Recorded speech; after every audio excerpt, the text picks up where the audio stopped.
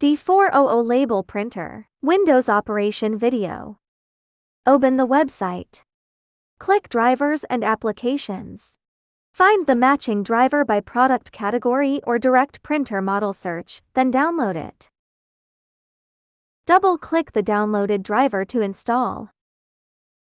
Back, power switch, power port, data port. Connect included power adapter. Turn on the back switch. Indicator on plus paper out beep. Open paper tray via side switch. Print head on top cover. Face printable side up to top cover. Slide paper guides for more sizes. Load paper print side up. Then connect it to the computer with the installed driver using a data cable. If the computer doesn't recognize it, just try again. Check settings to see if the printer is connected to the computer. Switch to D400 for printing. Open the image and click File Print. Printer Properties. Click Printer Properties. Set the printing speed. Print density. Print mode.